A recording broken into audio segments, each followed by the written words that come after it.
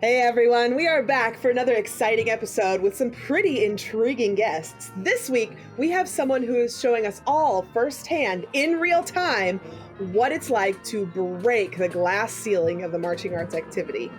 We'll also find out what made Thom say, "They're so fun, but at the same time, you're like, wow, I couldn't do that when I was that age." And why Nicole said, "They just did a whole season within a weekend." All this and more on this week's episode of On a Water Break. Let's go. Set it up. Top of the show. Form, check form. Cover down. Do it again. Run it back. And we'll see you at the show. Welcome to another episode of On a Water Break, the podcast where we talk about everything you and your friends are talking about at rehearsal on a water break. March is Women's History Month, and we'll be celebrating all month long with amazing guests, fun interviews, and maybe we'll learn a little bit as we go. It is also Music in Our School Month, so let's get right into it. So for Women's History Month, we have lots of amazing females we will be talking to all month long, including a special interview with the icon, Peggy Twiggs. Today, however, we have someone of the forefront of our activity, being the only female drill writer in all of DCI right now, the trailblazing Lindsey Schueller. Before we bring her out, we want to check out who's on the sidelines this week. Hey, Thom. Hello. Again from, still sunny California, at least for now. That wasn't moving for you, huh? And hi, Nicole. Hello. Hi. What is up? Now, we are going to be having more guest hosts stop by rehearsals and hang out. This week, we have an amazing color guard director from my home state of Missouri. She works at Houston High School in Missouri. She is a performing member of the Pride of Missouri State Independent Open Guard. Please welcome Beth Tapen. All right, so like you said, Jackie, I am the guard director at Houston High School, and I'm also a performing member of Missouri State. So for those of you who don't know, Houston is a little Title I school about 90 miles east of Springfield. And then having that and performing on an independent open guard means I am on both sides of the spectrum a lot of the time. And this year has been just amazing on both fronts, and I cannot wait to keep seeing where that goes. That's awesome. So tell us a little bit about your background. How did you get involved in color guard in the first place? So I started color guard in 8th grade. One of my friends in the drama club introduced me to it, and it was, I'm quite happy to say, love at first sight, and that has never really waned. Basically, from the first time I had a flag in my hands, I knew I was going to be doing this for as long as possible. And to be fully frank with you, I was not very good when I started, but you can love something you're not good at. And eventually I got a lot better. It took a while, but I'm still head over heels in love with it. I love performing. And now that I've started teaching a guard versus just helping out, I love that just as much, if not more, helping the next generation come up, helping my students grow their skills. I'm just very lucky. There's definitely something to be said about not being good when you start. I mean, really, none of us are good when we start, but like the only people you really see are the awesome ones.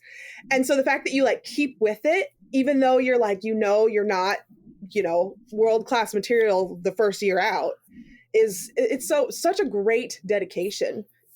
So what was it like creating this new team? Because I know I've been around with, Houston is kind of in the same area. Sometimes we have students from them come and participate in the Spintronics Winter Guard because they haven't had a Winter Guard in the past. So I kind of know where you're moving into here. What has it been like to create a whole new program in this rural school? So it has been an amazing experience. I could not have predicted the amount of community and administration support we got. We were non-competitive this year just to get started. But even from the first time I approached our band director, Mr. Van Deelen, with the idea of a winter guard, he immediately said, yes, I love it. What do you need to make that happen? And that kind of reaction is exactly what we've had from higher level administration, from our athletic director, and from the community. We've had a great audience at the shows that we've done. We did a showcase in Clever High School, and they were wonderful hosts. It was so great to get the kids out of our own gym, even though our gym is wonderful. And of course, it was a lot of work. So much work. But I'm incredibly pleased with the results, and I know the kids had a great time, and they are excited to keep growing and to hopefully compete next year. So all of your kids, this is their like first year doing Winter Guard at all? Yes, for Winter Guard, this is everyone's first foray into it, except mine, but they took to it like ducks to water. We actually were able to grow our team a little bit from fall by auditioning some new members in. They've created their own new dynamic. I got some great student leadership to help me out. And I just know that they had a great time this season. We got some clinics coming up that they're looking forward to. It's been better than I ever could have hoped for. That's awesome. You've just opened a slew of a whole new world for all of those girls. Well, do you guys know what else is today? Well, today is in like the day we're recording, not necessarily the day that the podcast comes out. It is the birthday of our amazing host and founder of the Cookout, Nicole Younger.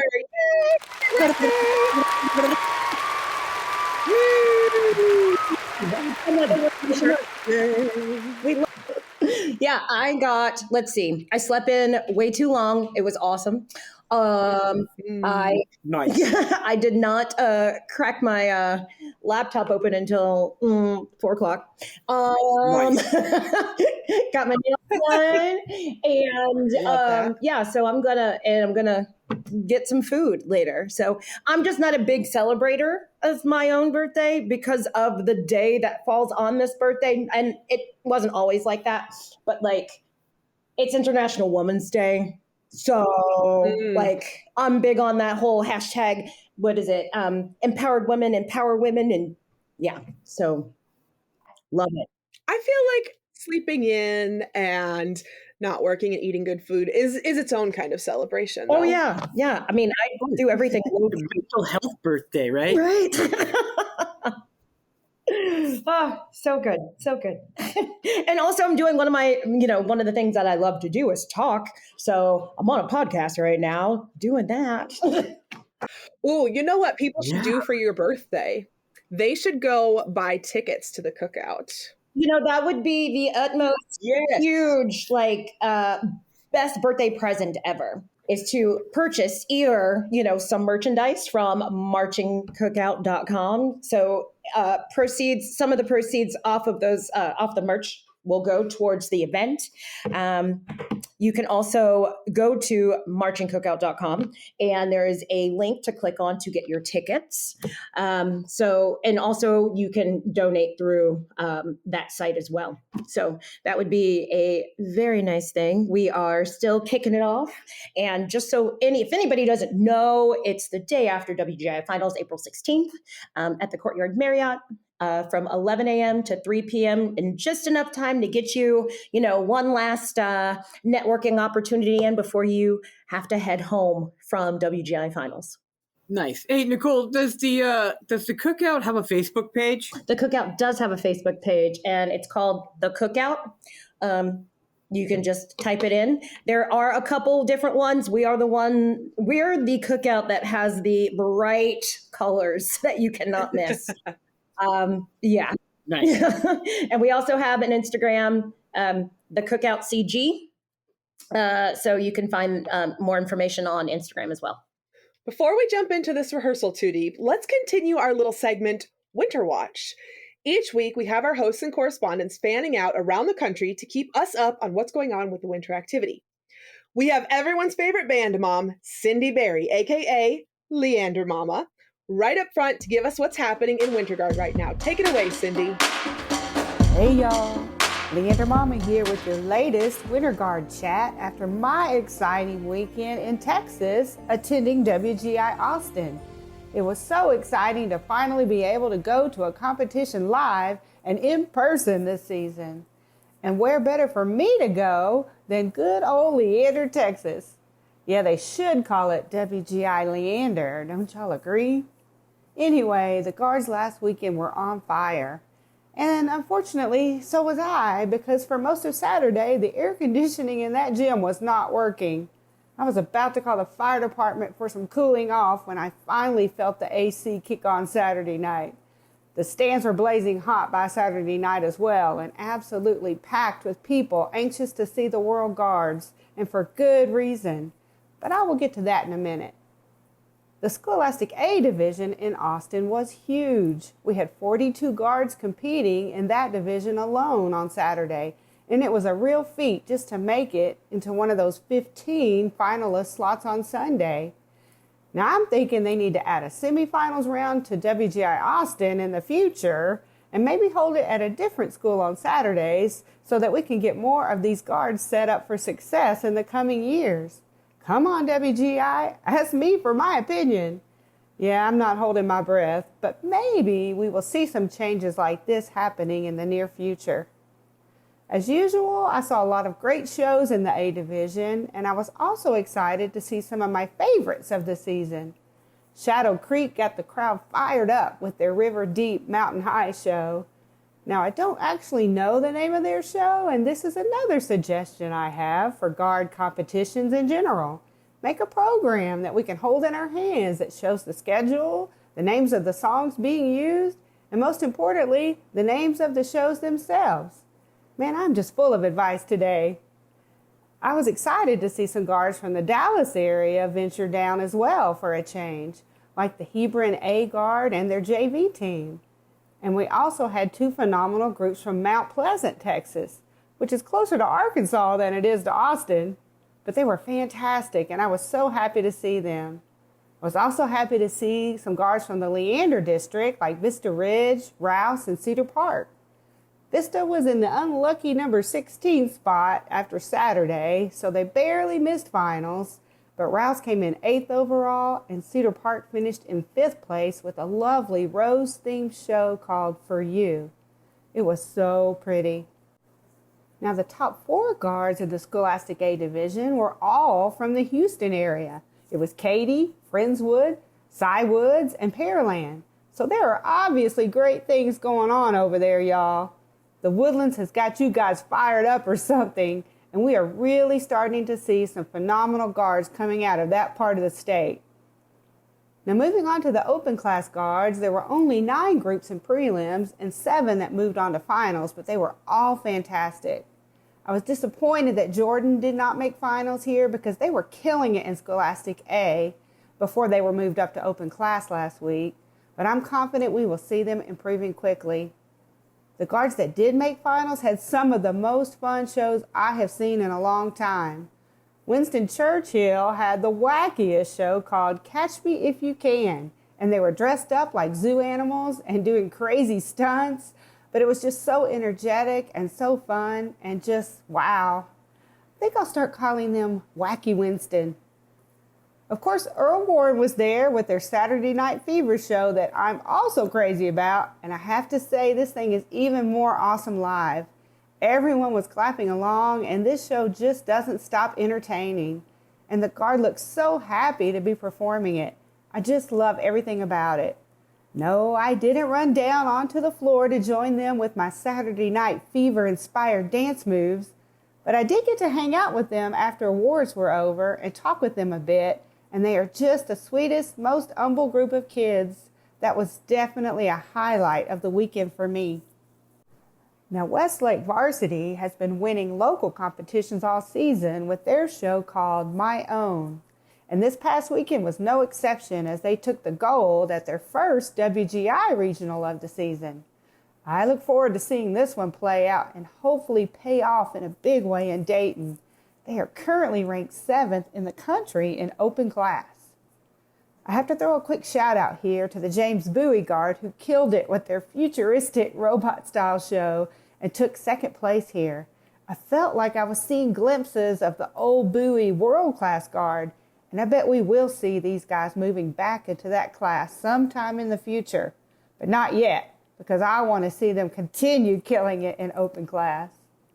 Now, for the first time, I believe, in WGI Austin history at least, we had 3 Scholastic World Guards from Texas competing against each other, and it was phenomenal to see.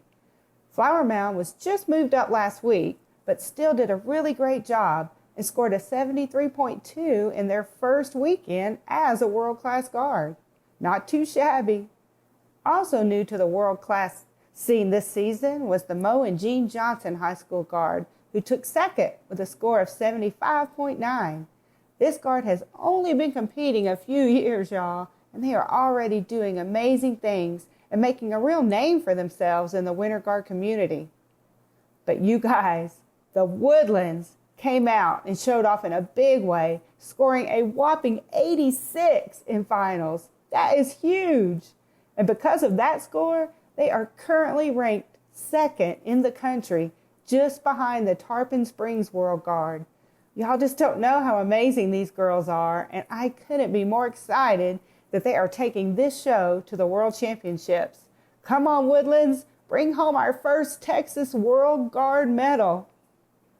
Another exciting thing that happened over the weekend was that I had the privilege of interviewing the seniors of the Woodlands Guard, and we will hopefully be sharing some clips of that interview with you all out there in podcast land very, very soon. These ladies are fantastic, and it was an honor to speak with them. I want to finish my Austin recap by saying that the independent guards we saw also just blew me away. There's a new guard, out of the Houston area, of course, called Third Coast Independent, and they are already just doing incredible things. And of course, Invictus was amazing, and both of the Origins guards were absolutely fabulous. I can't wait to see these shows again because I really felt like I was watching some of the best shows I have ever seen in Texas. Texas is really doing some incredible work in Winter Guard these days. Well, that is all the time I have for today. I could talk so much more about these amazing groups, but you all just need to see them for yourselves. And if you can't, then you need to be following my Instagram account because I do my best to cover as many groups as I can on competition days. They all deserve to be seen. And I will see all of you next week. Have a great one, everybody.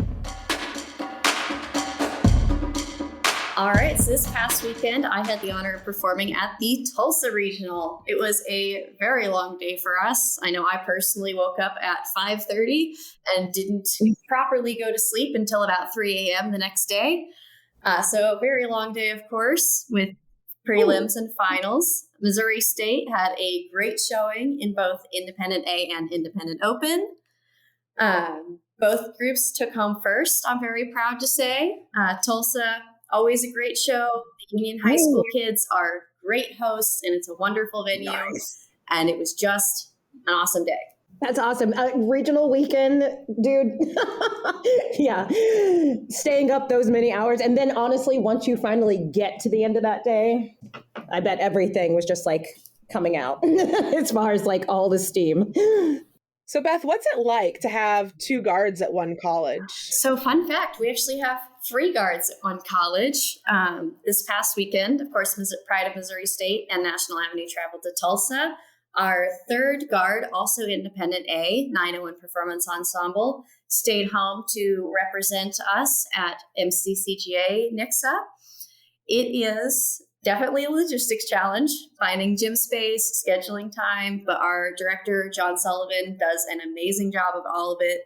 And it is always great to have help pulling your floor, to have a built-in audience at run-through rehearsals. I really love the system we have here. I'm so glad we have an opportunity to give so many performers a venue and a way to perform, and that we give them different levels as well. I just want to throw in a little recap from Flint. Being a Michigan native, like, yes, I know I'm a Missouri girl, but I did spend a very good chunk of my young life in Michigan. In Scholastic Regional A, we had Rockford High School top it out with a 76. And again, I'm looking at this, we talked about this a little bit the last couple of weekends, lots of 70s and 80s going on. And this is more of the time that we would expect to see these 70s and 80s as we get on further into the season. In IRA, Troy Athens Alias took the gold with a 75. Scholastic A, we have Reefs Puffer High School with an 84. IA, I have to say this is one of my favorite guards to watch on Instagram is Caledonia Independent, and they took home the first place with an 80.98. So I definitely am excited to see where they're going to go score-wise as they go on. And then in Independent Open, Independent World, we had one guard in each class. IO was State of Art, which is the Michigan State guard, and Independent World was Onyx, and Onyx absolutely dominating with an 88. So I'm really excited to see where all of those go throughout the rest of the season as we creep up on championships here. Steven is back with a percussion recap. Lots of stuff is happening over there. So what's going on with those drummers, Steven? What's cracking, gang? It's your boy Steve McCarrick, about to regurgitate these scores, my new perk recap for the WGI scene on this fine weekend, recapping the March 4th regionals for you all. Start things off in the great state of Texas, where Monarch and Rhythmic Force made their WGI debuts for the year. Monarch finished off the weekend in first place with a score of 83.95, and Rhythmic Force finished not too far behind with a score of 79.9.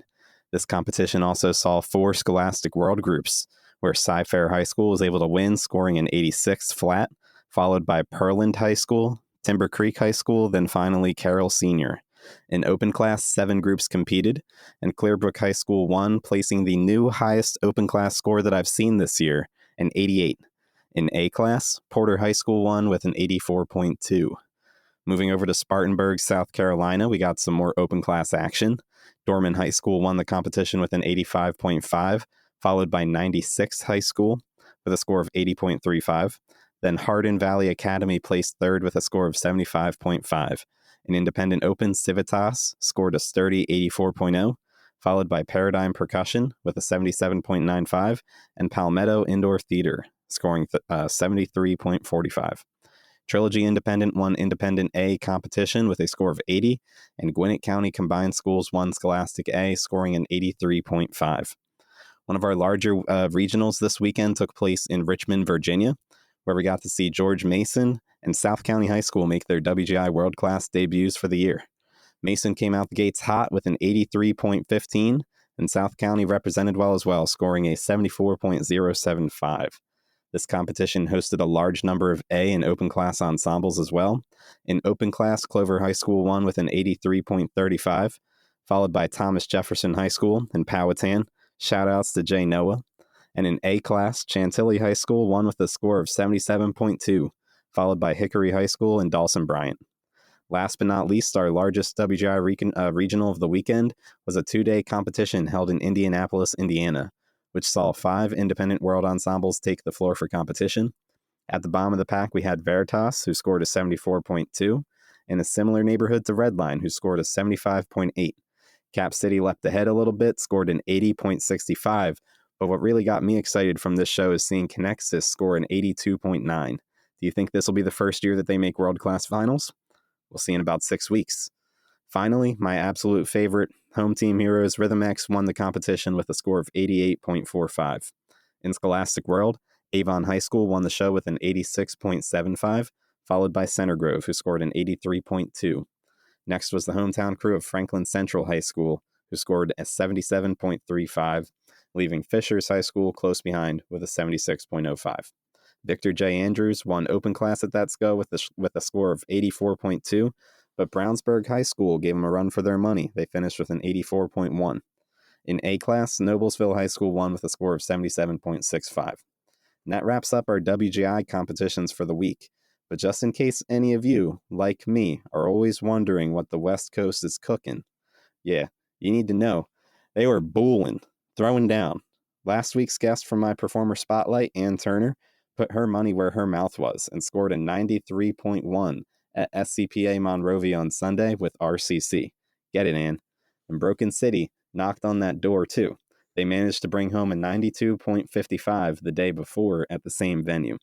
Meanwhile, Chino Hills High School pushed their score even further, up to a 92.55, followed by Ayala, who scored an 89.425, and Arcadia with an 87.1. I don't know what they drinking in California, but I'm going to need a scoop of that vitamin mix in my water tomorrow morning, so they are clearly on some.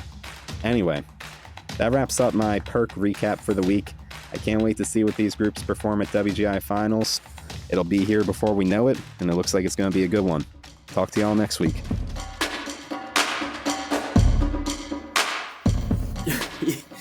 Right? SoCal drumming is just exploding. Yeah, that's a huge scene for drumming right now. I also want to mention, though, Cypher High School in Texas, they were open class in prelims and got promoted to world class and won world class. Yeah, I heard about that. I was like, how rad is that? They just did a whole season within a weekend. Right? And they didn't just win. I think they dominated by like 6 points. Oof. I know some of the people that work with Cypher, and they've been there for a while, and that is a really strong program, obviously. But yeah, congrats to those kids in that program. Yeah, that's wonderful, man. I only have a small foot in the percussion world. Like, I worked with Monarch for a while, but then I got to see a little bit, and I am I'm a fangirl for some Broken City. Like, Broken City. They've always been like, the first time I saw them, I was like, oh, they're moving. Their drummers are moving like gracefully. I can't believe it. And then, so many notes. But yeah, so I'm excited to see what's happening. I call it Diddle Debbie. So I'm excited to see what happens at Diddle Debbie. Yeah, there's a lot of good things this year, and the cool thing is, color guard and percussion, there's a lot of shows that are just entertaining again. The subject isn't so over the top. It's really just about having a fun, entertaining show. It seems like again. Mm-hmm. I kind of like that pacing this year. Yeah. All right, everyone. We have someone else that you all should know more about. The amazing Lindsey Schueller, who is currently the visual designer for the Troopers.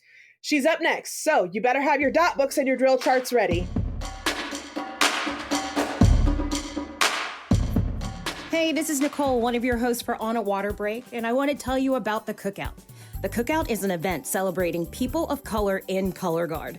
This event is happening in Dayton, Ohio, April 16th, the day after WGI Finals at the Courtyard Marriott Hotel, aka headquarters. There will be presenters and speakers, networking opportunities, food, and more. To get more information on how to get your tickets to go to the Cookout, visit marchingcookout.com or visit our Instagram, it's the Cookout CG, or our Facebook page, the Cookout. We can't wait to see you there. Guard Closet was founded as a consignment business in 2000. Since then, it has grown to include winter guard, band, percussion, and other genres. Shop our extensive consignment inventory for great looks for your team that won't break your budget. Max out your rehearsal time and set up a microsite for easy student ordering for shoes, gloves, and other equipment. Check out our fun merchandise and gift items. We can help you with custom flag and costuming designs. Contact us for custom show design services. Clean out your storage areas and get money back into your budget with our consignment program. Guard Closet is here to help you get all you want and need this winter season. Check us out at guardcloset.com and follow us on social media.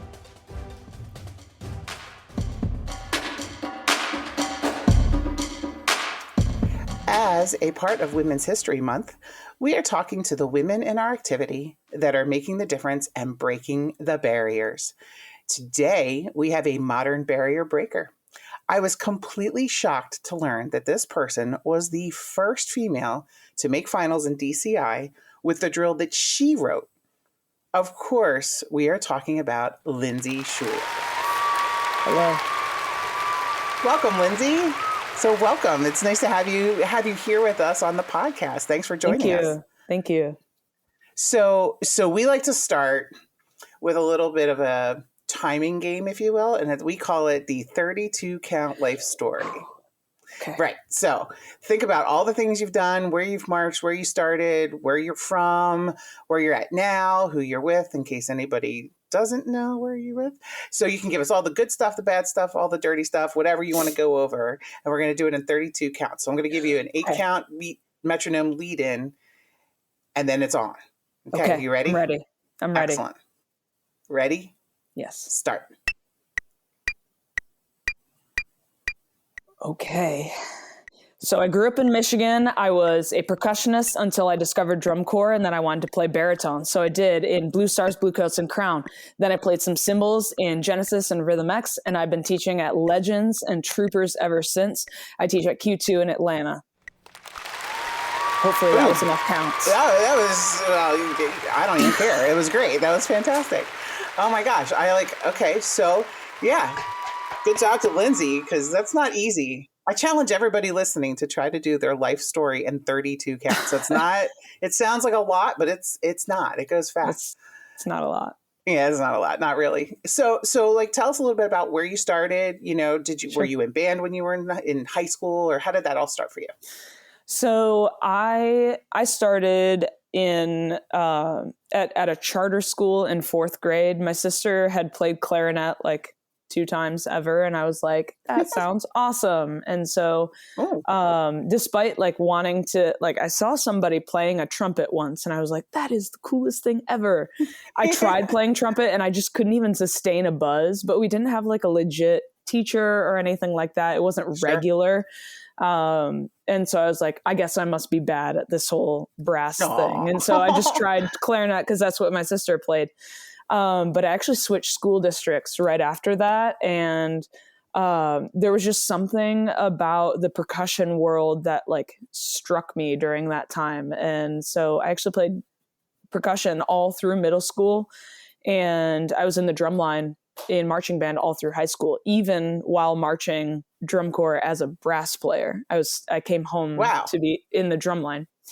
So that's like working both sides of your brain. Yeah, you're doing winds and percussion at the same time. And eventually became way more beneficial than I knew in the moment. But I'll bet it did. Yeah, in hindsight, I'm sure you see that, right? Yeah, absolutely. Know all of the different worlds and kind of how they work separately and work together, and that became where they come together. Yeah, where they are similar and where they're different, and you could speak both languages, and that's exactly. That's a huge asset. So who did you start marching with, like when you first marched? Drum corps, was Blue Stars for 2 years, and then Blue Coats for another 2 years, and then I took a year off, and then 2 years at Crown. Just Crown, just just only some of the most world class corps you could talk to. Yeah, great, good job.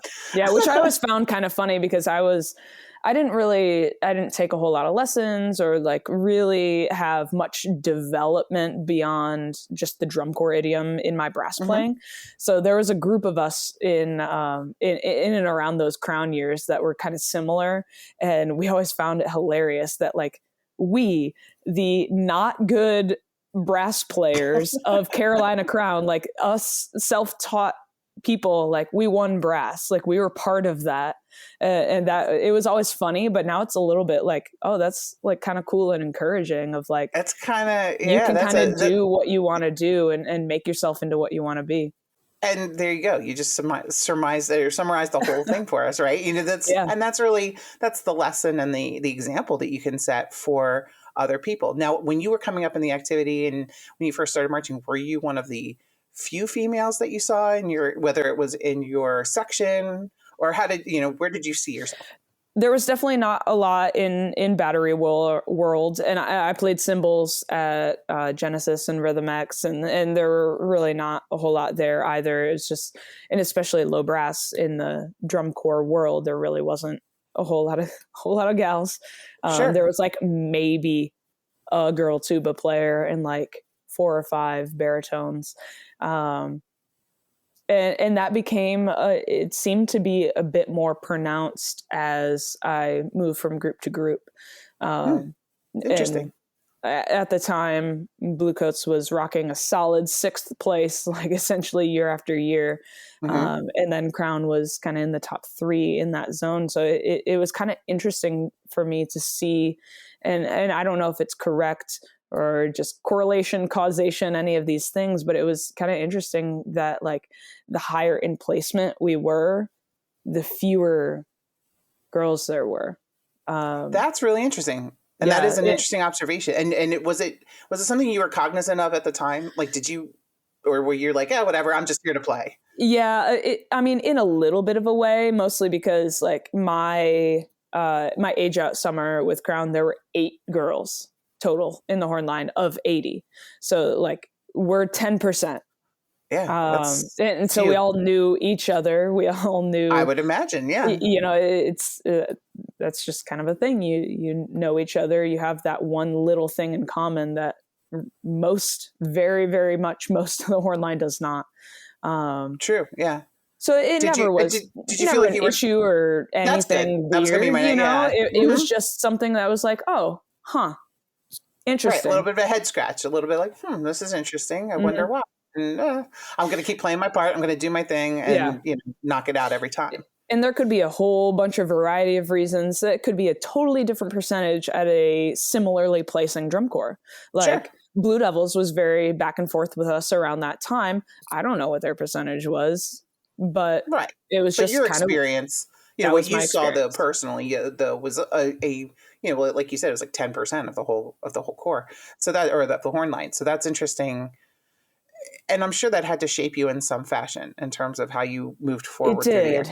It really did. I guess a bigger defining moment for me was, I want to say it was like 2014, maybe 2015, something like that, when everyone was doing like Man Crush Monday and Woman Crush Wednesday on Facebook.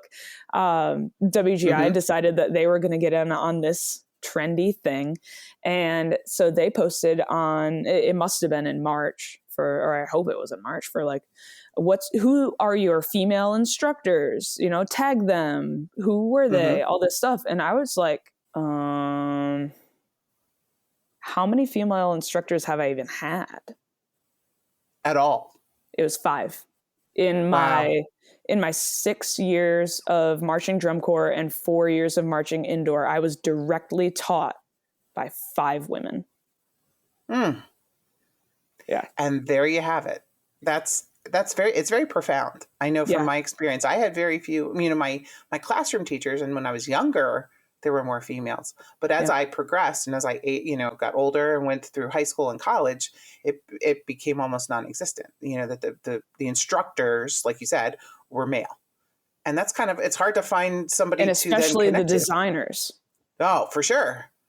I could talk about that because I was in a woodwind section. So I was in a woodwind arc, a perpetual arc in the back of the field for 6 years between high school and college. But I can appreciate that. So when did you first realize that maybe drill design was something you wanted to pursue? Oh, really early. Fun. Yeah, I remember, I mean, how I kind of got into doing band, it was technically a year late within my school district because I didn't go to that school until 6th grade, but they started band in 5th grade. So I was like already playing catch up. Okay. And that's kind of how I always felt in like the musical side of things. And so once the world of marching band opened, I was just like, oh my gosh, you mean to say this whole field is just like graph paper? And I'm like, this coordinate from this, and I can like calculate my vector. And I was just like, this is so cool. And that part always resonated with me more than anything else. And obviously I grew to have my own different type of appreciation for the music side of things. And all of that was special in its own way. But like, I was always drawn more towards the visual side. And I ended up marching certain places because of certain visual instructors and certain visual designers that I wanted to learn specifically from them.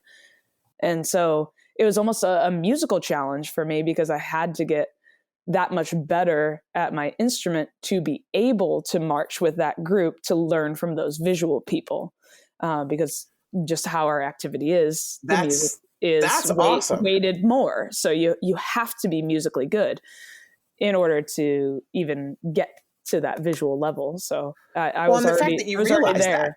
that. Yeah, you. I mean, and that's something that takes some people a long time. It took me a long time, but I was in the activity for a long time. I started when I was 15. So by the time I was already like graduating high school, I was into my 4th year of drum corps, and I was like, oh, this is old news. I know what's going on here. I get it.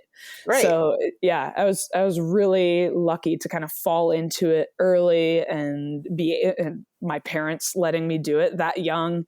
And that it was even affordable. There was no way I would be able to do drum corps for that many years at this rate of cost. There's no way. And so it was just a very fortunate time to be in it. Well, to me, that just means that this is what you were supposed to do. You hit it at all the right times and you figured it all out. And so that's the universe talking to you saying, here, this is what I'm supposed to do. I found it. Not everybody gets that luxury. And so it's really cool. That's really neat to know that you did that. So I wanted to give a little shout out. So one of our hosts, Jackie, she marched with you at Blue Stars. Yeah. And she told us that she was directly behind you and the rest of the mellows in the opening set. And that you guys like to say stuff to each other before the performance. Yeah, always. And she said that she was just close to hear, but too far to actually understand what you were saying. So now, she's like, please, is there any way we can find out what were they saying? Like, was it something magically motivational, or are you about to tell us it was silly? Not. No, it was silly and stupid. The baritones and euphoniums kind of connected to the mellophones, and so I was kind of in that area. But it's your typical teenage, early college jokes and inside this and that and stupid handshake, all of that stuff that you, at that point, you don't really need a motivator to do the show. You're going to do the show anyway. So you just kind of, you enjoy your time together and say your stupid things and, do your dumb little dance, because that's fun what bit. You do. You're exactly right. It's so at this point it was 17 years ago, something like that. So I couldn't tell you exactly what we were saying, out of all of the, lifetime of memories in drum corps, there's certain moments that absolutely stand out because they were exceptional or funny or whatever. But some of those really funny things also become mundane because you're doing those at every show. And so it becomes this ritual, and then it's just part of your day. It's just part of what you do. You just kind of forget, what did we say? I don't know, but it's just what we did. So Jackie will just have to go to her grave knowing that she'll never know what you were actually saying while you were on the field. And that's okay. I think Jackie, she'll manage, right, Jackie? I'm just talking to you now. But anyway, so that's, and you're right. I think, but that's part of the bond that we all make when we're in the marching arts, right? When, Absolutely. Whatever section you're in, whether you're in guard or percussion or winds, doesn't matter. You form those bonds, and I'm sure too, when you were seeing the other females in the activity, that's also, like you said, a natural bond, right? It's, like seeks like or whatever they say. And, stuff like that can happen. Were there any other females, can you think of one or two that stand out to you in the activity that really that made you go, I want to be like that, or, role models for you as you move through the activity? All my instructors, all 5 of them, and even to this day, I can name all 5 of them. Go ahead, you can name them if you want. Yeah. I don't know how involved they are in some of them. I don't think they're super involved in all of it even still, but, they were a huge part of it, but it was also just the lack of otherwise, seeing actually a lot of really strong male role models who were interested in opening the door to me. Okay. Fantastic. And being very willing and open and understanding of that this current generation of designers is not going to be designing forever. So who is going to help usher in the next generation? that's them. It's on them. It's their onus to help motivate the activity forward.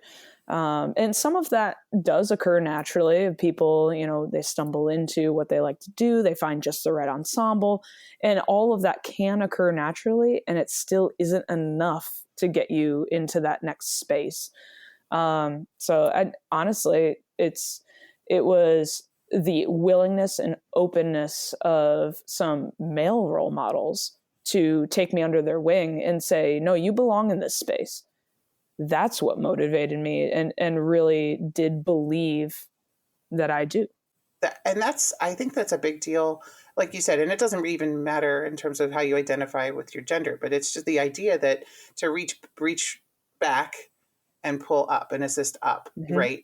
So that we can help eliminate some of those barriers. So we know what we've gone through in whatever our activity is, and how do we help the next generation? And you said it perfectly that, we're not going to be around forever. Do we want a legacy? Do we want the activity to perpetuate? Sure we do. And the next generation is going to take it and let it grow. And that's exactly what you did. I'm so glad that you had anybody that was willing to do that for you. Male, female, doesn't matter, right. But you did it. And I think it's also, the onus is two ways, right? Like whoever's reaching back has to provide that, but whoever's coming up has to step up, right? Yeah. They have to go up to do it and step up to the challenge. And so what do you think, you were fortunate and you had that opportunity. What do you think are more of the barriers that maybe other cores or other experiences, what do you think the barriers are that still exist? And what do you have any ideas about how to maybe break those barriers even more? Oh man, I think there's a lot of barriers that are, as with most things, subconscious and unintentional.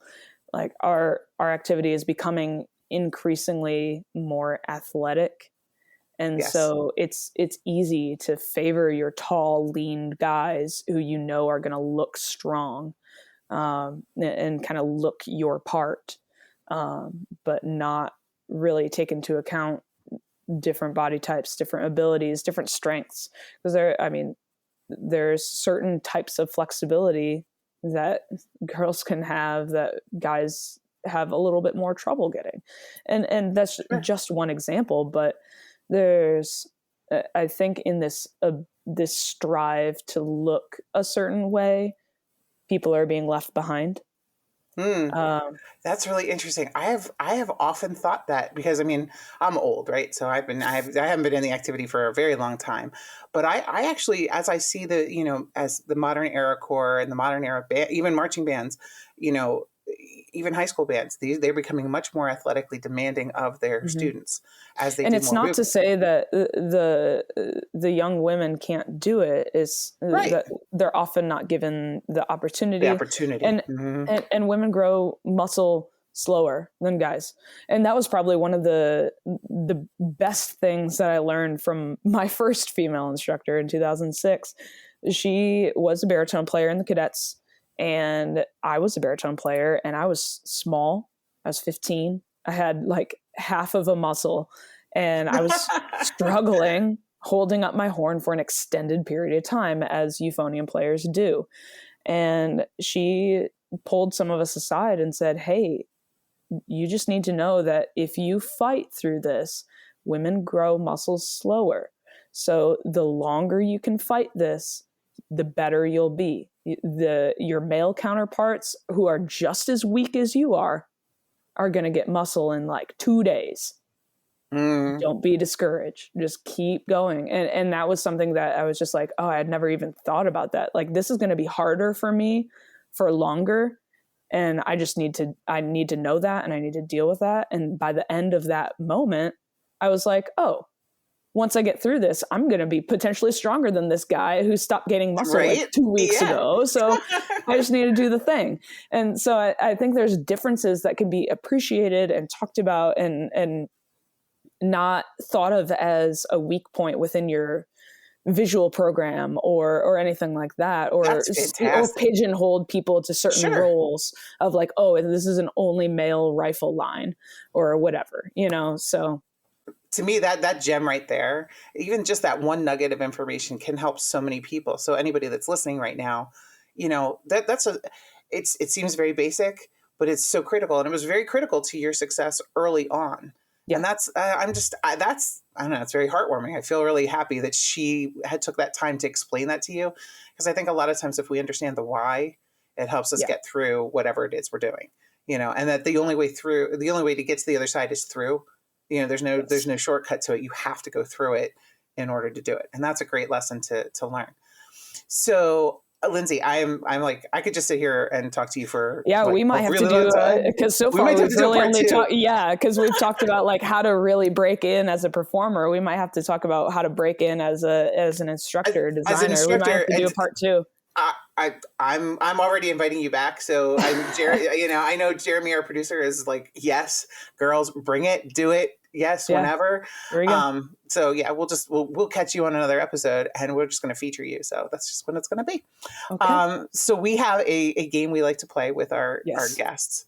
Okay. And it's kind of like the Marry, Kiss, Kill game, but we take a little different spin since we are a marching activity. Sure. We are going to say march, teach, cut. So I want you to think about any show you would have liked to march that you didn't get to march. Mm-hmm. Any show you would have liked to design or teach that you didn't, and one show that maybe never needs to have seen the light of day. Okay. That might be extreme, but maybe just one that maybe just needs to fade away into the distance. Okay. So you can answer them in any order, so I'll let you go. For sure. March, I would say 2008 Blue Devils, because as unpopular of a show as it kind of was at the time, it was their first kind of tiptoe into the like crazy world of art history and you know, just out there theme, but expressing it in a very interesting and movement-based way. I really enjoyed the show at the time, and I've only grown to enjoy it more as the years have gone on. That's great. Shows that age well are awesome. Yeah. So it's like, wow, it's and still solid. Like, I can still put it out today. Unpopular of a show because just the nature of the competition that year made them feel even that more different. What's a show you would have liked to have designed or teach? Probably any of the early mid 2000s Cavalier super geometric type shows. It would have been really cool to just dig into the math of everything of like, oh, you're moving this while you're doing this, and it's this vector going this angle. Like dig into the nerdy side of it. You're making my head hurt. That's when I'm just like, oh my God, I don't know. Anything within that era of like 2000 to 2006. Just when they're at their peak geometric age. Peak geometric age. Well, I think you've just classified a whole new level. It's the peak geometric age for the Cavaliers in the early 2000s. That's great. That's fantastic. And is there one show that you might have even been a part of it that you're just like, that just needs to just fade away gracefully? No, I guess this is also unpopular opinion. Because like most of the shows that end up not being like good are as a result of like not great music, not great drill, not great programming, things that aren't the members' fault. Right. And so I can't like fault any group in that way. Then there's obviously groups that are amazing. So, you know, shooting kind of that middle gap. Unpopular opinion, I would prefer for 2008 Spartacus, Phantom Regiment to have never happened. They won no performance captions that I remember. I mean, and that pairs along with why I liked Blue Devils so much that year, that 2008 year. That's the one that I would love to march, and I would get rid of 2008 Phantom because it was just, hey, we're out here killing people. And it was like, man, but like, do your horns better. Like, you know, so it was a little like annoying as an audience, as a repeat audience member. Like I had seen the show all along through tour. So I knew like, oh yeah, you're going to kill Spartacus. Yep. We get it. Let's move it along. And so you start to zoom in on some of the actual performance of things. And you're like, I don't know about that. So I don't know if that's the best way they could have done that. Yeah. So I think that's my unpopular opinion cut. is Spartacus. And there are many Everybody has people. one. Yeah, there's so many people who are like, but the GE. And I'm just like, guys, no, I can't. I'm sorry. I love that you stood up and said which one you wanted, and you're like, this is what I say. This is one needs to go away. I own it, and you can dispute it if you want. And I'm come sure at me if you want. That's I'm fine. sure our listeners will have something to contribute or comment or whatever. But it's an effective show that wasn't performed as well as it could have been. Exactly, and you can't pinpoint. You don't have to throw anybody under the bus. It just needs to go away, and that's okay. We've had such a great time. We will definitely have you back. Everyone, I want you to go grab your dot books and get back on the field. Lindsey checked them all and said they were great. Hey, this is Nicole, one of your hosts for On a Water Break, and I want to tell you about the Cookout. The Cookout is an event celebrating people of color in Color Guard. This event is happening in Dayton, Ohio, April 16th, the day after WGI Finals at the Courtyard Marriott Hotel, aka headquarters. There will be presenters and speakers, networking opportunities, food, and more. To get more information on how to get your tickets to go to the Cookout, visit marchingcookout.com or visit our Instagram, it's the Cookout CG, or our Facebook page, The Cookout. We can't wait to see you there. Guard Closet was founded as a consignment business in 2000. Since then, it has grown to include winter guard, band, percussion, and other genres. Shop our extensive consignment inventory for great looks for your team that won't break your budget. Max out your rehearsal time and set up a microsite for easy student ordering for shoes, gloves, and other equipment. Check out our fun merchandise and gift items. We can help you with custom flag and costuming designs. Contact us for custom show design services. Clean out your storage areas and get money back into your budget with our consignment program. Guard Closet is here to help you get all you want and need this winter season. Check us out at guardcloset.com and follow us on social media.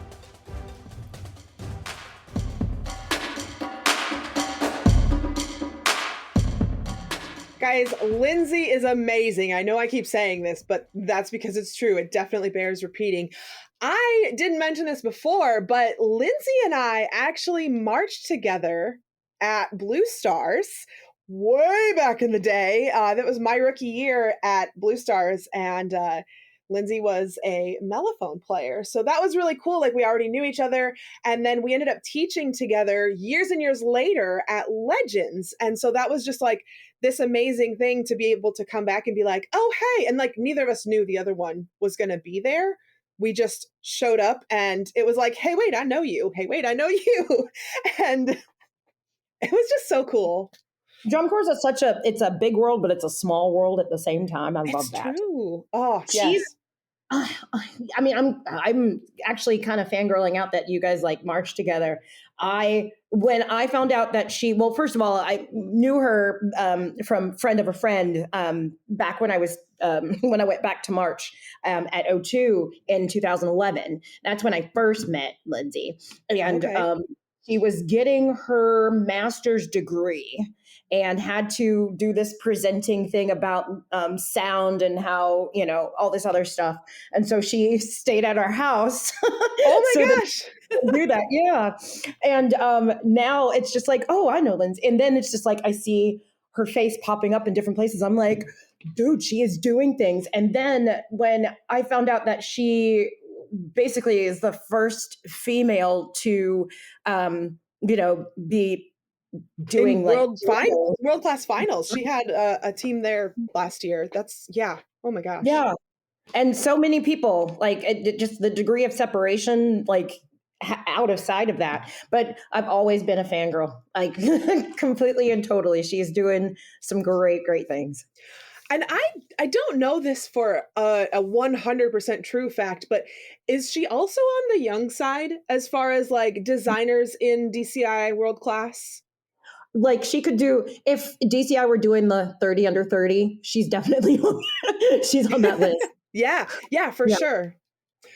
Well, another fierce female educator is our girl, Whitney. She is fired up this week and has a few things to say in Wisdom from Whitney. So take it away, Whitney.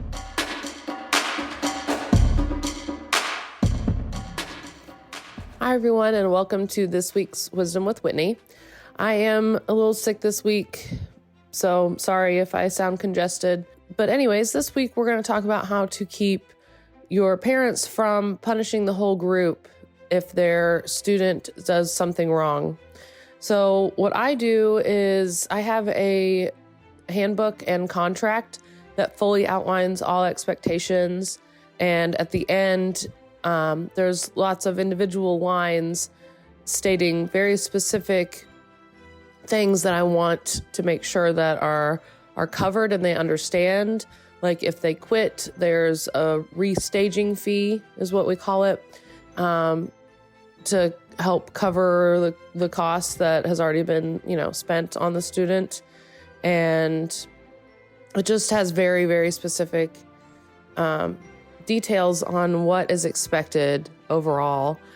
And something that I do every season is have a full mandatory parent meeting with everybody. And I go through the handbook and make sure that just everybody understands what is expected of them. Because I think sometimes in color guard, marching band, we do get parents and families that have never really participated in anything before and don't really know how serious what we do is.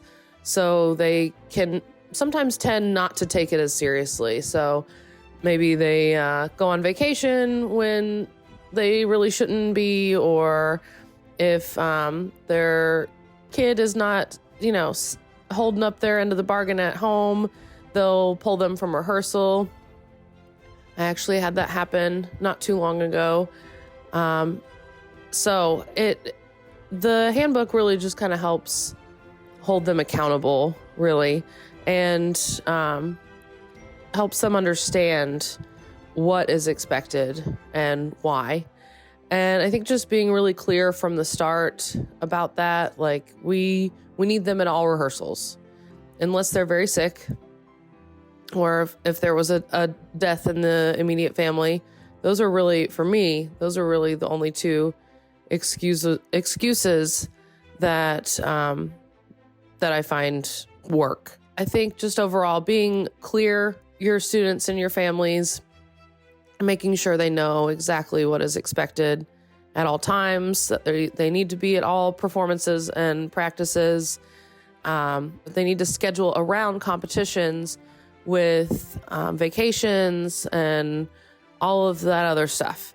And the handbook has really helped me. I have very few absences and don't really have a lot of kids that end up missing competitions or anything. So it does help. I highly recommend it. If you need my handbook, you can always contact me and I will send you my handbook that you can use as an outline. But I think having that parent meeting and having a handbook is going to save you a lot of grief over the season, over the school year. So get started on that and just make sure the kids and parents know exactly what is expected of them. Thanks, Whitney. Okay, everyone, it is gush and go time. Woo! The time in our show where our hosts and guests get to gush and go on about anything they want to, having to do with the marching arts. I'm very excited because I have a huge gush and go this week. We were talking about my marching history. My actual first years of DCI were actually with a small Division II, which now they would call it open class, drum corps called the Memphis Sound. And this year, drum corps is coming back to Memphis. Memphis Sound had folded back much after I left. And the new drum corps, the Memphis Blues Drum Corps, is coming to Memphis, and they are going to be doing a sound sport, and they're going to be having a performance at 2 different DCI shows. The cost, oh my gosh, this cost is so low. It makes me want to cry because it's half of what I paid when I was a member way back when. It's only $600. So if you've been thinking about joining a drum corps or getting your foot in the door with something involved in DCI and you're in the Midwest, Memphis, Tennessee. Go join the Memphis Blues Drum Corps. They're doing auditions. They're doing video auditions right now. Sorry, is what I was trying to say. And the deadline for that is April 29th. So get yourself in there and go do it if you've been thinking about doing drum corps. It is such a fantastic experience. And yeah. Oh, yeah. I'm just very excited. That's rad. Yeah, I mean, honestly, when you can give somebody that kind of experience, and I'm sorry, I do like that price tag. That's really good. Yeah.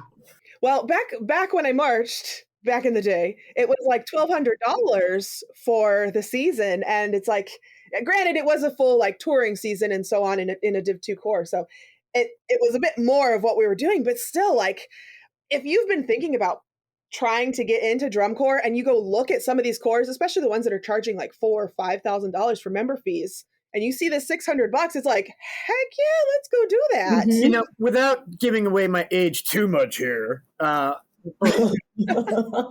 I marched, we did close to 40 shows, and I think the tour was about $500. Oh, but right, that's glorious. Times have changed, and education has gotten better, and all that. Yes. So I mean, you get what you pay for now. That experience, it's a different experience these days. Thom, what do you want to gush and go about? All right, I want to gush and go because it is we're talking about women and celebrating women in the activity. My mother passed away about 2 weeks ago, and she was in drum corps. She was in color guard. So I just wanted to celebrate her and give her a shout out. So that's my gush. That's great. Oh, so great. Nicole, why don't you take it? Let's see. Well, I guess I could gush about my 45th rotation around the earth.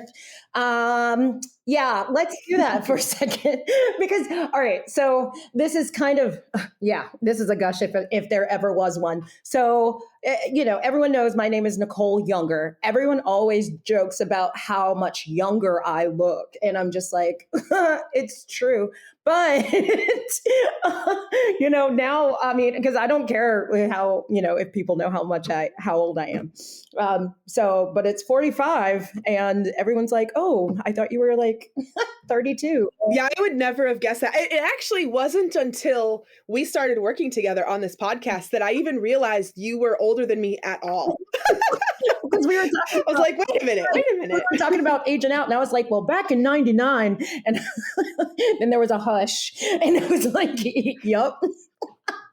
And wait a minute. Okay. Yeah, I totally did look like I was 12 when I aged out, though. That's yeah. So, if anybody could have gave me a new birth certificate, maybe I would have done another. But but honestly though, after going back in 2011, after being out for 8 years, and I was like, oh, yeah, I want to do another season. This is going to be great. Ooh, child, my body was like, nope. But you paid all your dues, so you better go ahead and finish. Yeah. But yeah, no, having a good time on my birthday. Love that I share this day with all of the rest of the powerful and inspiring women before me, the ones that are after me. It makes this day that much more important to me. So yeah, gushing about my birthday. Oh, well, happy birthday again. Happy birthday. Beth, what would you like to gush and go about? All right. So I am celebrating a little bit of an anniversary today for Gush and Go. About this time last year, I was on Marching Arts Now, and now I'm getting to do this. So I am just really thankful for all of the opportunities that, Guard gives us to connect with each other and do all of this. I just want to gush about some of the other amazing directors in the circuit in my area who have been so helpful and so uplifting. I'm in love with this sport, and I'm so glad that we have a supportive atmosphere to work in. That's awesome. That is awesome. Then that's what it takes, is a supportive atmosphere. Beth is well on her way to being a marching arts communicator. Why don't you tell us about Music in Our Schools Month? Music in Our Schools Month. For more than 30 years, March has been officially designated by the National Association for Music Education for the observance of Music in Our Schools Month, the time of year when music education becomes the focus of schools across the nation. The purpose of this month is to raise awareness of the importance of music education for all children and to remind citizens that school is where all children should have access to music. March is an opportunity for music teachers to bring their music programs to the attention of the school and the community and to display the benefits that school music brings to students of all ages. The events surrounding this month are the ideal opportunities for increasing awareness of the benefits of high-quality music education programs in our nation's schools. NAFME hopes that teachers, students, and music supporters alike will find ways to join in on the celebration through creative activities and advocacy. Learn more about how NAFME works to support music education on their website, nafme.org. Let's bring Steven back in here because he has another performer spotlight. This time, we are back in Texas with a section leader from the University of Texas, Rio Grande Valley Indoor Winds, Ashley Negrete.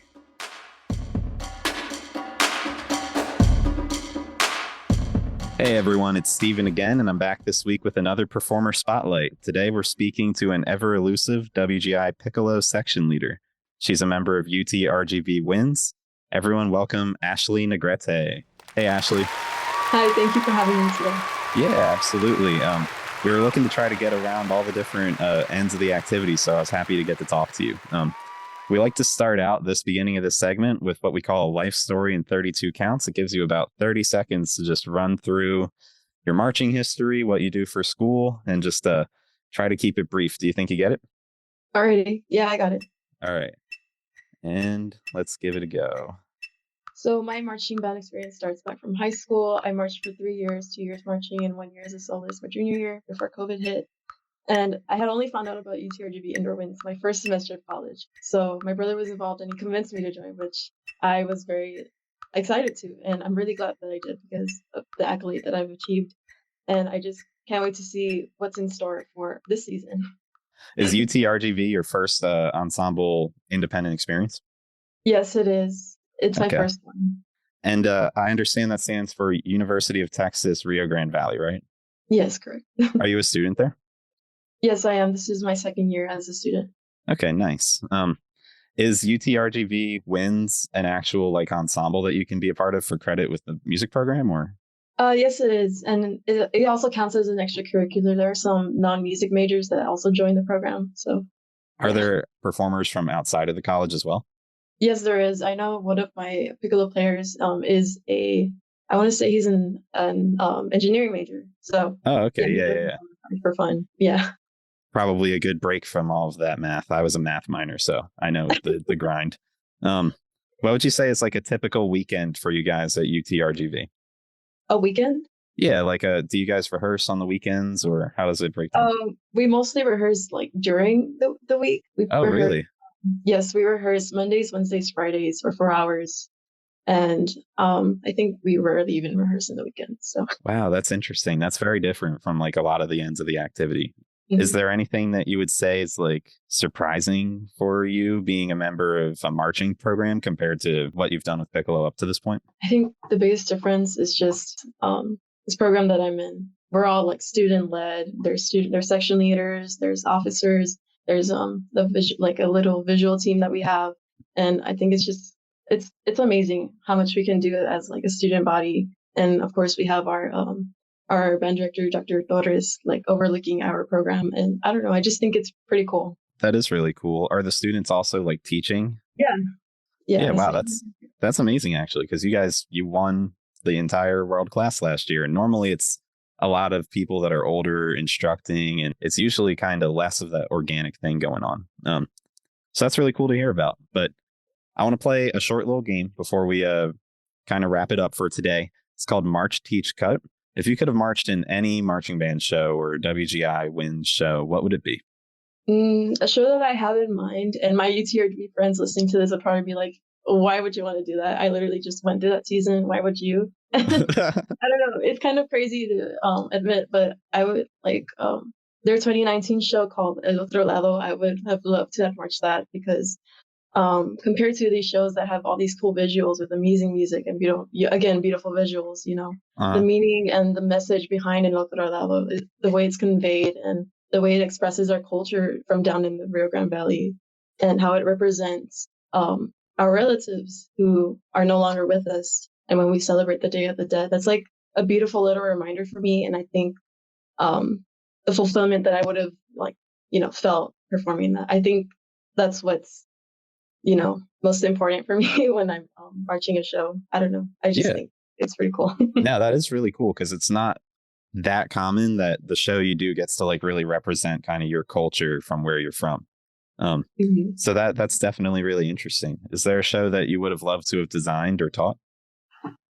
I do recall this one show from 2020. It's Avon High School's A Rise show.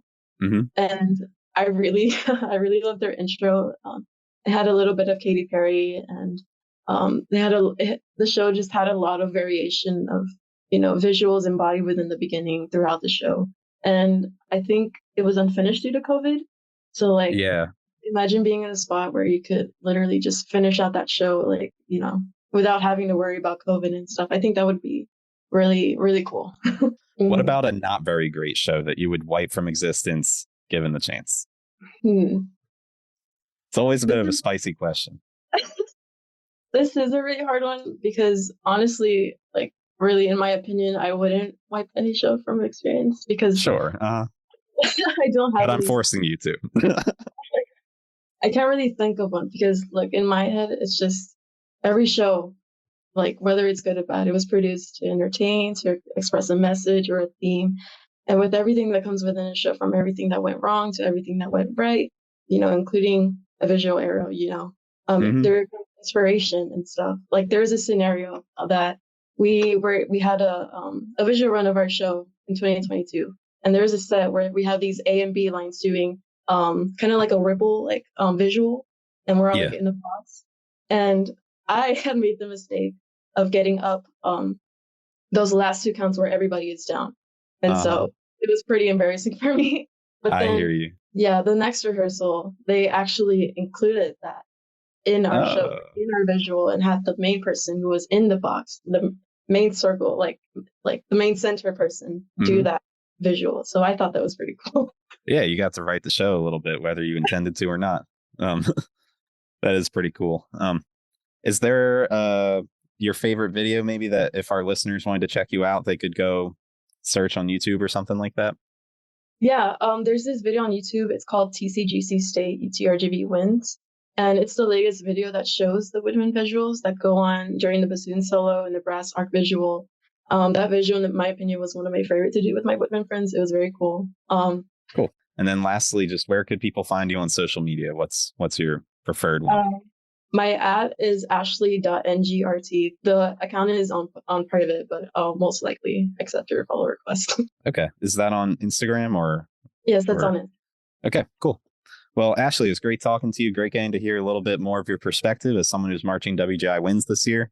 Good luck at finals. And I'll look forward. Maybe I'll get to see you out there. We'll see. All right, now it's time to get our history lesson of the week. So each week, Marching Pageantry Arts Museum folks are going to give us a little bit of history so we can know what came before us. They're working on a much larger series that's coming in April onto a water break. So you are going to want to stay tuned for that. So it's time to take a march through history. Take it away, Bill. Hey everybody, this is Bill Ives from the Marching Pageantry Arts Museum in Upper Darby, Pennsylvania, with this week's fascinating snippet of marching pageantry history.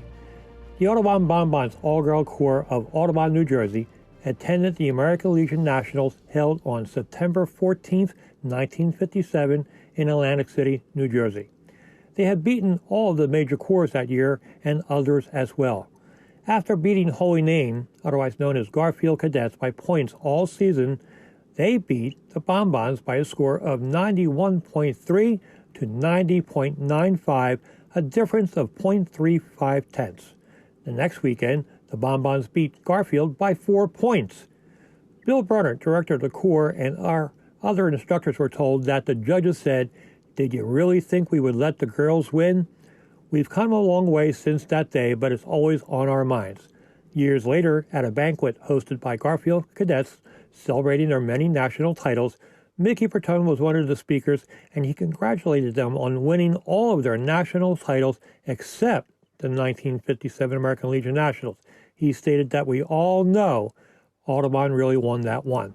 Stay tuned to future podcast episodes for more fascinating snippets from the colorful history of this wonderful activity we call the marching arts. To learn more about the Marching Pageantry Arts Museum, go to marchingpageantryartsmuseum.org and follow us on social media. All right, you gotta love the Audubon bonbons. But imagine just being told that you're not gonna beat the boys. Could you imagine that? Like that? No, thank you. I've seen some, and I haven't seen in person any of these, like any of the all-female corps, but I've seen pictures. And what a special time to have been in drum corps, especially an all-female corps. And I don't know, I would have been like, all right, bring it. It would have been, yeah. I think a lot of the women in that day were like that, like talking to Sadie last week and, just talking to some of these women who are going to be coming up on the next few weeks. It's incredible to kind of hear their stories of like, yeah, we were like that. That's just how we do. Like, they didn't even think it was anything special. And nowadays we're like, oh, you were sticking it to them. Right. It's like, you need a cape. You're a superhero. Well, we've learned about the past. Now it's time to move on to the present with some news. So besides all the DCI drum majors that are being announced, congrats to them, by the way, there's a ton of stuff happening over in DCI land. So Thom, what'd you bring for us from DCI? Right, DCI. That's like Drum Corps International. That's not Winter Guard. So that still happens, and that's happening this summer, right? The Blue Knights announced their show called Unharnessed. Not what I thought. It doesn't involve drums and not wearing them. All right. No jokes, no laugh. They're doing some Requiem. They're doing some Doors, some Lenny Kravitz. It sounds like it's going to be actually a pretty interesting show. And everyone's like, oh, their first show is until July 7th. That's really when tour starts this year, in July. It's not June anymore, so everyone calm down. That's just how it is. It's not like the Blue Knights have a shorter tour than anybody else. But I think they've got a lot to prove this summer and want to get back into the top 12. So getting into the top 12 is going to be a lot. There's a lot of good corps, 11 through 15. So good, yeah. Anybody, it's just a lot of good competition. Music City announced their new show, Violent Delights, A Rose and Its Thorns. They didn't announce any music to go with it, but building on what they had last year, I think they've got to run for a spot as well in the top 12, maybe. So that's pretty cool. Colt Cadets have a new director who I think is going to really help that organization grow as well. The Colt Cadets aren't just tiny little kids anymore. They're like almost top 5 in the open class. So that's pretty rad. Yeah, dude, I will tell you, I spent 3 to 4 years with Colts, and what they're able to let or get the Colt Cadets to do at such a young age literally blows my mind and warms my heart at the same time because they're little and doing it and sound great. So, yes. Yeah, they're like the Blue Devil C, right? They're so fun. But at the same time, you're like, wow, I couldn't do that when I was that age. Or maybe I could. I just didn't know about it yet.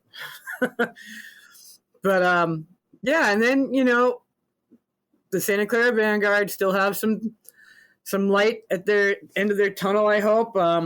But in news, their executive director resigned today. So, if you're following that and want to be part of that and help that organization, check into that. I think they have all kinds of ways of donating to them and helping them some way or another. Sad to see, but let's hope there's light for the organization. So Music in Our Schools Month is a time to think about programs like this one. So there is a program that is in Colorado, I believe. Basically, it's what they're doing is shining more light on how you can help donate instruments. Now, I'm just going to shy away from this for just a second. I was a band kid before I was in color guard. And I actually did band all through high school. And our programs didn't have a problem with getting instruments, knock on wood, but I just can't believe that there is a shortage of some schools that have instrument shortages, and they don't really have the resources to get them unless they are donated. So basically what's happening is that there is a program that's called Bringing Music to Life, and it's an instrument drive. So any of your lightly used instruments can be donated for this drive. This just means there's more access to music in other schools which otherwise wouldn't get it. So if you actually Google drop off for gently used band and orchestra instruments, they'll have different places pretty much all over the US that tells you when you can do this. And the drop off times are between March 6th, which has already started, to March 19th.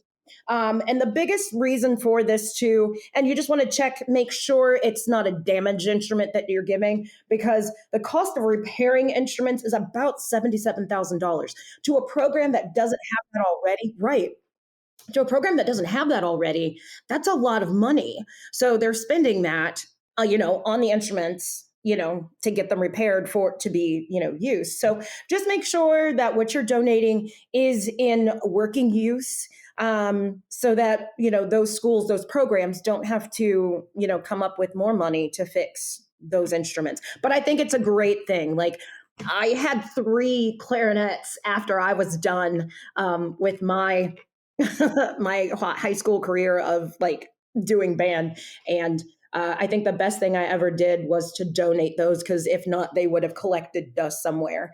And and not to mention 2 of them were plastic clarinets and one was a wooden clarinet, and wooden clarinets are very good.